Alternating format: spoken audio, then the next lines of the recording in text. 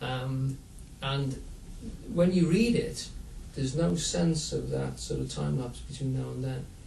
He has a very conversational style, and you immediately feel that he's talking to you, and that he's not trying to pull the wool over your eyes. With most people, they're trying to sell something. He doesn't give you the impression he's trying to sell anything. He gives you instead that he was struggling with something. And I'm going to start off. Oh, first of all, let me tell you a little bit about him. I've been researching him, and he turns out to be quite a character. First of all, that's his dates, 1886 to 1949 is when he died. Experiment with Time, first published March 1927. Now, when you look him up, it mentions the fact that he was an aircraft engineer. But he was quite an aircraft engineer. He was a soldier, first of all. He fought in the Boer War, and some of the incidents that happened here was while he was invalided out of the Boer War. He also fought in the First World War as well. But by that time, he was quite a well-renowned aircraft engineer. This is his big successful venture, which is called the Burgess Dunne D8, I think they actually called it. It was a very significant aeroplane. I found this when I went on the net into the American Air Force annals. It was the first warplane that was commissioned by the Canadian Air Force, and they had a warplane before the Americans did, apparently.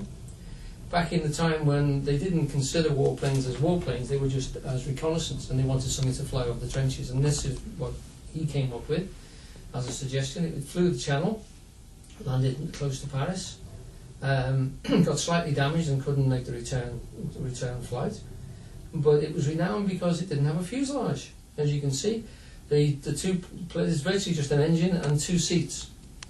The plane is built like the wings of an arrow. Because it's built like that, it was extremely stable. It was so stable, that's why they thought we could use this as a warplane. And the Canadian Air Force commissioned it in 1914, and they actually exported one over there for them to build and to use in the trenches. It wasn't a great success in that sense, none of them were, and they were very rapidly overtaken, of course, by the whole process of dropping bombs and having fighters. But that's what the plane looked like, and it refers to him as being in one of the photographs, so either one of those two guys or one of those two guys is actually him, but I don't know. So he was quite a character. He was an Anglo-Irish guy. I think he was born in Kildare. His father was a British soldier as well, and he fought in the Boer War and in the First World War. He was able to retire very early, which explains why he could do all these experiments with time and why he could mess about with his dreams, because he had the time, first of all, to do that, but he also moved about a lot. The first writing I read was actually written in Alessio in Italy, and then the next part is in South Africa, and the next part he's back in England, and then this thing was experimented on in Scotland and perfected in Shepney, and then shipped over to Canada. Why he stresses that is one of the simple things that he notices about his dreams later on is that if you're going into a new situation, it tends to prompt strange dreams, because the novelty of the situation, you don't know where you're going to be. For instance, you know roughly where you're going to be, but you don't know what rooms you're going to be in, what you're going to see, and the sights, etc. That tends to trigger dreams, and he mentions that to be particularly vigilant before you make a move like that, before you change your situation, because your mind is very receptive to it. So that's roughly his sort of background, and the book. I suppose this lecture is really just a long sales sheet for the book, because it is a good one. It is a good one. I've got an old active copy here, which my dear wife got for me. Not telling you where. It's not advertising. One of the things which I wanted to get across to you is that this guy's got like an engineer's mind. He didn't want to do this. He makes no reference to religion or to psychism or anything like that. He says very clearly he didn't want to go into that area. What he's trying to do is explain things that started to happen to him. And what you're struck with is the way that he describes things. He seems to, in an area which is not very, very well explored, I shouldn't have thought, and he starts writing, or starting thinking about the book in the early 1900s, he starts to analyse himself pretty clearly.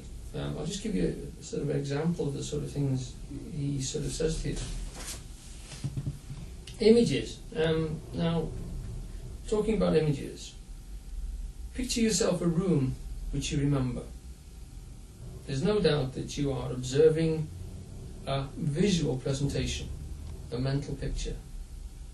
The process is not one of saying to yourself, let me see, there was a sofa in that corner and a piano in the other, and the colour of the carpet was such and such. Rather does the whole of what you remember come before your eyes in the form of a simultaneous vision. If, however, you want to make you absolutely certain that such visual pictures are not things which you deliberately manufacture from a catalogue of verbally remembered detail, you may try the following experiment. Look carefully at a painting of a landscape, and then after half an hour try to re-visualize what you saw. You will find that you can re-observe much of the exact colouring of the original impressions, the peculiar olives, the browns and the greys. Although many of these colours were quite beyond your powers of artistic analysis, let alone verbal description. You must be observing an image, an arrangement of colours similar to those which you saw as impressions. But there is a difference between an impression and its related image, which has puzzled every psychologist to describe. It lies in the presence or the absence of what is sometimes called sensory vividness, but what I think would be better referred to as reality tone. Compared with the room which you can see with your eyes, the room which you are remembering seems unreal, yet real enough to be recognised as a visual and not to say an oral image. Yet again, strike the rim of a wine glass and listen to the sound as it dies away. It grows fainter and fainter till it vanishes. But to the last, it retains its reality tone. After it has entirely disappeared, you can remember what it sounded like just before it died away. That memory is recognisable as a memory of sound, an aural image. It has all the tonal qualities of the original faint impression, but it lacks the appearance of reality. Okay? He's trying to think his way through problems which are, and to analyse his own experience very clearly for us. As far as I'm concerned, he takes me with him every step of the way. He doesn't assume anything. He tells you what he's calling an impression, he's telling you what he calls attention, he's telling you what he calls the field of presentation. And all the time it's very real examples, and it's like as if he's meditating for you. He's taking you through thought images and he's saying, what are these damn things? What is it when you remember something? What does it look like? How does it feel? What is the texture of something that you remembered, and why isn't it the same as the actual real, and how can you tell the difference? So the guy, in that sense, he's got, if you like, an engineer's mind. I'll come back to that again and again, because he does seem to tackle these things. They seem to come at him and to disturb him, and then he takes it away from there.